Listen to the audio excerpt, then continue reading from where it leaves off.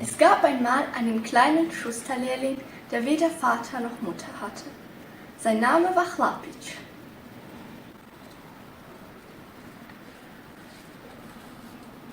Er war so klein wie ein Ellbogen, fröhlich wie ein Vogel, mutig wie ein Prinz, klug wie ein Buch und gut wie die Sonne. Den ganzen Tag über schlug er Nägel im Stiefel und nähte Schuhe auf seinem kleinen Schusterstuhl. Und er summte. Lehrling, bist du immer noch fertig? Faulpelz! Wenn du die Stiefel bis zum Abend nicht fertigstellst, gibt es kein Essen für dich. Ich mach das schnell. Chlapic sehr, der Meister Mrkonja, war böse und furchtbar. Einmal im Leben ist ihm ein großes Unglück passiert. Seitdem ist er sehr hart geworden. Chlapic, Chlapic.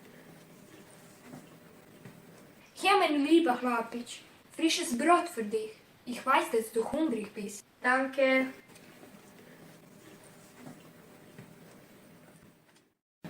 Die Meisterin war sehr gut. Ihr ist dasselbe Unglück wie dem Meister Mrkonja passiert, aber sie hatte ein gutes Herz. Und sie fürchtete den Meister Mrkonja. Chlapic, probier diese Hose an. Du kannst nicht immer in zerrissenen Hose herumlaufen. Es ist nicht schon sie in der Sonntagsmesse zu sehen. Na gut.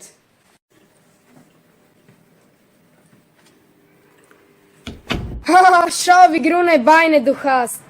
Du siehst wie ein Frosch in dieser Hose aus. Frog, Frog!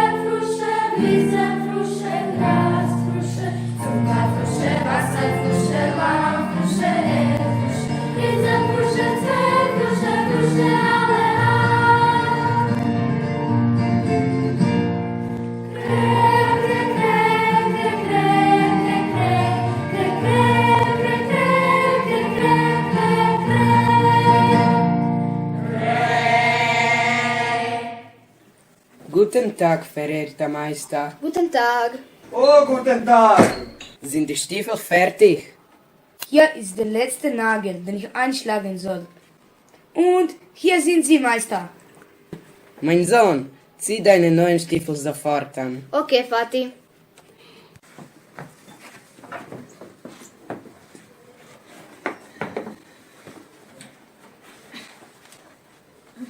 Ich kann sie nicht anziehen. Sie sind zu eng. Was ist das? Wie kann es sein, dass Ihnen die Stiefel nach der Maßnahme zu eng sind?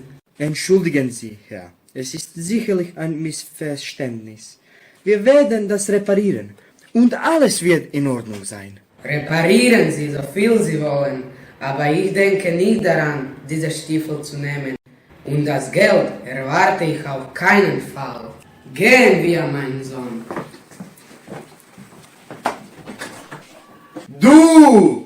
Du hast das verschuldet! Nichtsnutz! Faulenzer! Du bist schuld daran, dass die Stiefel zu eng sind. Morgen werde ich sie ins Feuer werfen, aber du, Faulenzer, wirst mir noch davor bezahlen.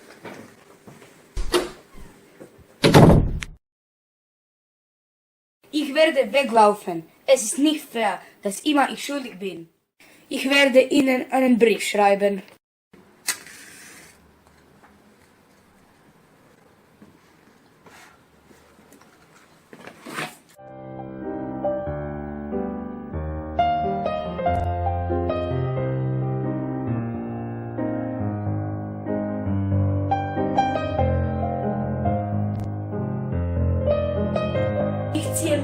Stiefel an.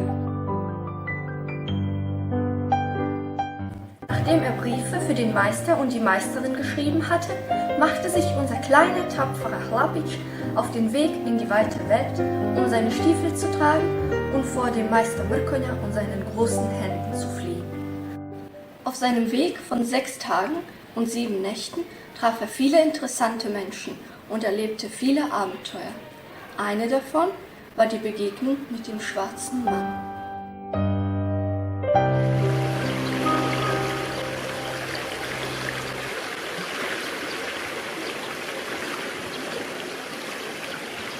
Guten Tag. Guten Tag. Wo kommst du her? Es wird regnen. Und ich bedauere meine Stiefel. Erlauben Sie mir hier zu bleiben. Du kannst bleiben, aber es ist hier nicht gerade schön. Wir müssen unter dieser Brücke übernachten. Lass mich jetzt schlafen. In Ordnung, mein Herr.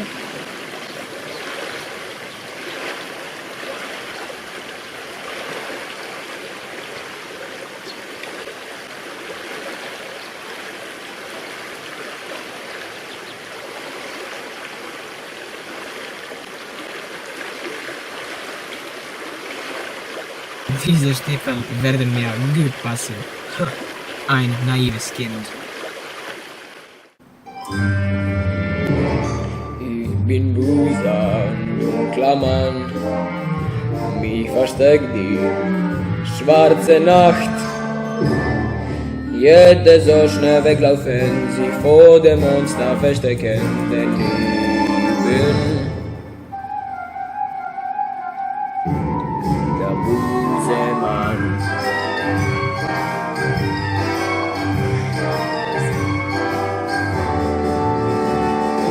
Kalte Leute, Landstreicher, meine besten Gesellen.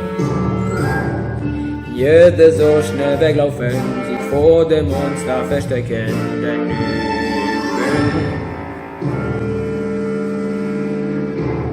der böse Mann. Guten Morgen. Meine Stiefel. Ich werde meine Stiefel finden, auch wenn ich 10 Jahre danach suchen muss. Selbst wenn ich im Schornstein des Kaisers suchen musste.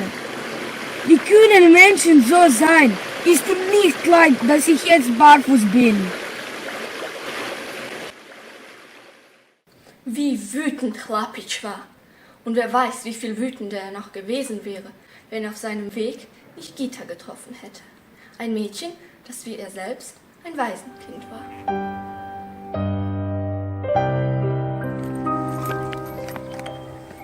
Guten Tag. Guten Tag.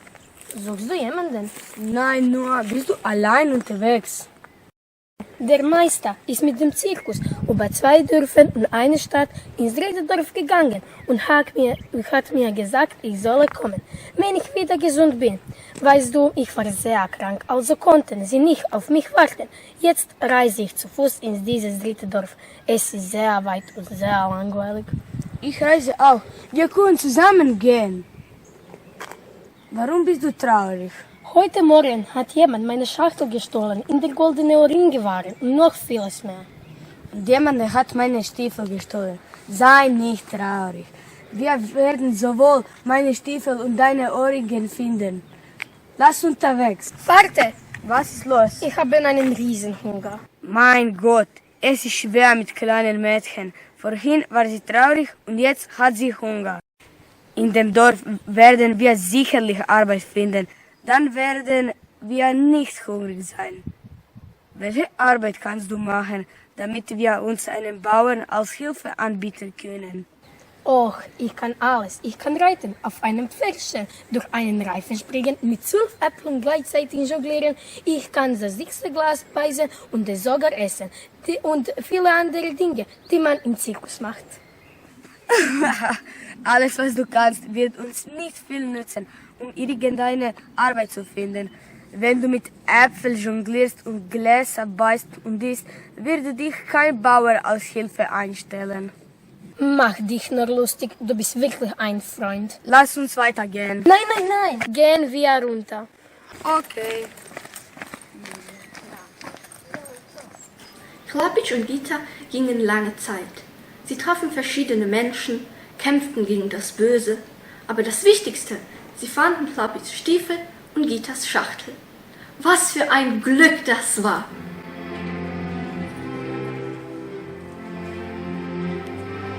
Schwarze Gedanken sitzen noch hier, jeden Tag und jede Nacht.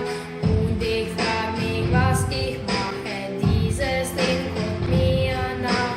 Wenn die Tage grau sind, frag ich mich, wo du bist.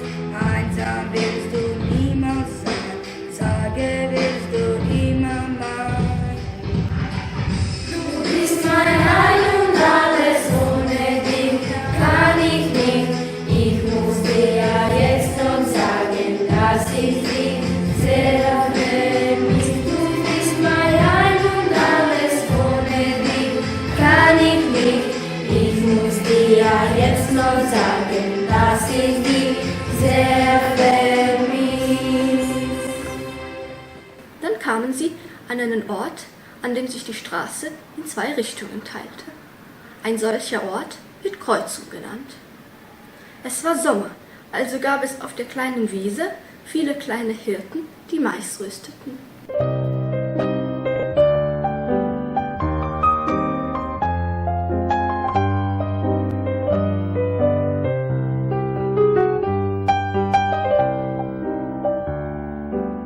Wie schön den Maiskühner platzen. Lasst uns hier bleiben. Wer seid ihr? Ich heiße Chlapitsch. Und ich bin Gita. Darf man den Mais pflücken? Wir dürfen, weil wir ihn hüten. Wie hütet ihr ihn, wenn ihr ihn pflückt? Wir schützen ihn vor den Kühen. Ohne uns gäbe es keinen Mais. Das stimmt nicht. In der Gesellenschule habe ich gelernt, wenn es keinen Herrgott gäbe, gäbe es auch keinen Mais. Das ist bekannt. Zuerst muss Gott den Mais geben und dann werden wir ihn hüten. Und wie wisst ihr, dass Gott den Mais und alles andere gibt, wenn ihr nicht zur Schule gegangen seid?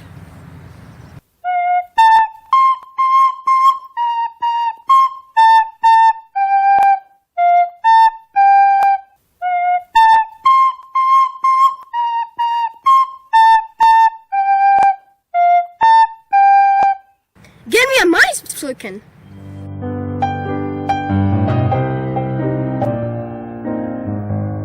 Rühr die Stiefel nicht an, Mischko. Das sind kaiserliche Stiefel und sie werden dich beißen, wenn du sie anziehst.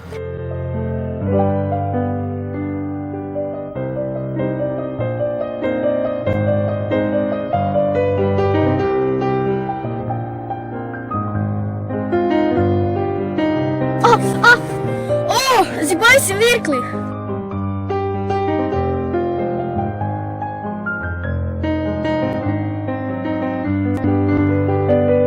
Was ist, Mischko? Beißen dich die Stiefel nicht? Sie haben gebissen, aber ich habe ihnen die Zähne gezogen.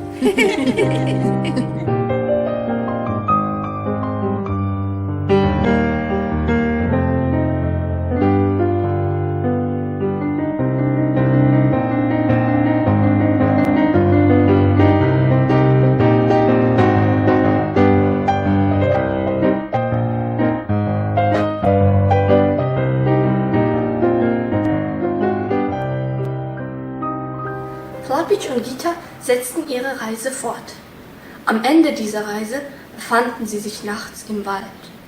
Sie waren erschrocken, weil sie... Ja, genau das Knacken von trockenen Zweigen hörten. Was ist das, Chlapitsch? Das ist wahrscheinlich nur ein Hase oder ein Fuchs. Chlapitsch, das ist sicher kein Fuchs. Chlapitsch, bist du das? Meister! Oh ja, was Sie jetzt sehen, ist die reine und lebendige Wahrheit. Meister Mrkonja hat Chlapitsch umarmt. Und dann erzählte er seine schreckliche Geschichte.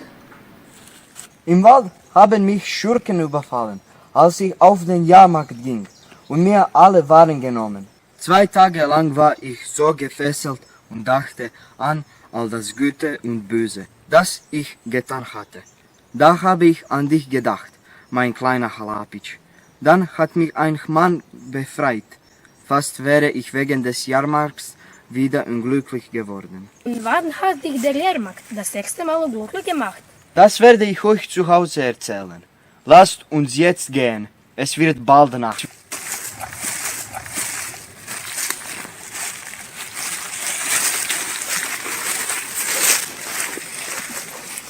So machten sich Chlapitsch, Gita und Mrkona auf den Heimweg. Und dann kam das wahre Glück. Wie die Meisterin aufschrie, als sie Mrkona, Chlapitsch und Gita sah. So groß wie Gita wäre jetzt unsere Marica. Vor 8 Jahren hatten wir eine kleine schöne Tochter namens Marica. Sie war 3 Jahre alt.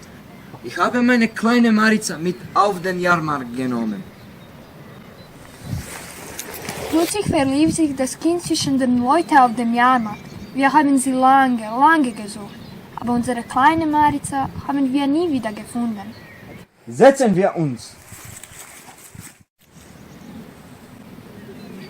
Und seitdem, mein kleiner Chlapitsch, ist mein Herz hart geworden und du hast viel dafür gelitten.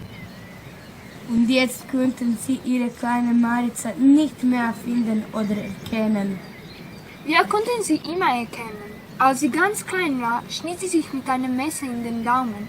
Seitdem hatte sie eine Narbe am Daumen, die wie ein Kreuz aussah. Tochter! Mutti! Tochter! Oh Gott, hat jemand gesehen, wie das Kind und Mutter sich umarmen, wenn sie sich nach vielen Jahren wiedersehen? Die Eltern nannten das Mädchen jetzt natürlich Marica. Aber Chlapitsch? Ich werde dich weiterhin Gita nennen. Wenn ich Gita sage, sehe ich vor mir all die Abenteuer, die wir gemeinsam erlebt haben. Und wenn ich Marica sage, fühlt es sich an, als hätte ich nicht gesagt. Wenn es nicht nach dir wäre, mein Chlapitsch, wäre Marica nie zu uns zurückgekommen. Chlapitsch und Gita sind später groß geworden. Chlapitsch blieb Schuster und Gita hat sogar vergessen, dass sie einmal im Zirkus war. Als sie noch größer wurden, übernahmen sie das Geschäft von Meister Mrkona. Sie hatten 4 Kinder und 3 Lehrlinge. Sie erzählten ihnen die merkwürdigen Abenteuer des Lehrlings Chlapitsch. Und die Stiefel standen dann und immer auf dem großen Schrank. Und jeder, der wollte, konnte sie sehen.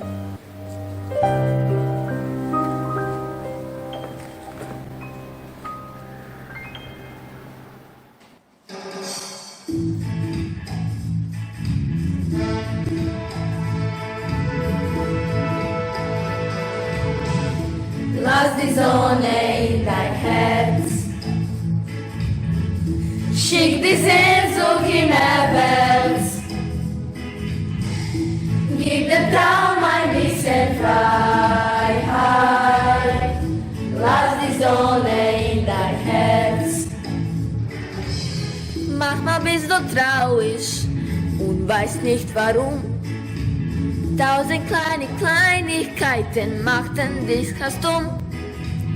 Du hast was vergessen, die da ist am Mensch zu sein. Doch du bist nicht allein. Lass die Sonne in dein Herz. Schick die Sehnsucht immerwärts. Gib dem Traum ein bisschen Freiheit. Lass die Sonne in dein Herz. Manchmal in der Nachten macht der Sonn dich blind und Gefühle starben wie ein Kerzenlicht im Wind. Und dein Mut vergeht dir, denn die Angst riecht in dich ein. Du bist nicht allein. Lass die Sonne in dein Herz. Schick die Sehnsucht immerwärts. Gib dem Traum ein bisschen Freiheit.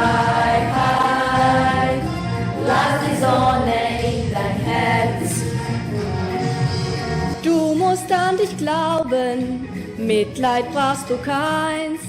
Und du musst dein Leben lieben, denn du hast nur eins. Niemals mehr im Schatten stehen, geh ins Licht hinein. Du bist nicht allein. Lass die Sonne in dein Herz. Schick die Sehnsucht himmelwärts. Gib dem Traum ein bisschen Freiheit. Lass die Sonne in dein Herz. Lass die Sonne in dein Herz. Schick die Sehnsucht himmelwärts. Gib dem Traum ein bisschen Freiheit.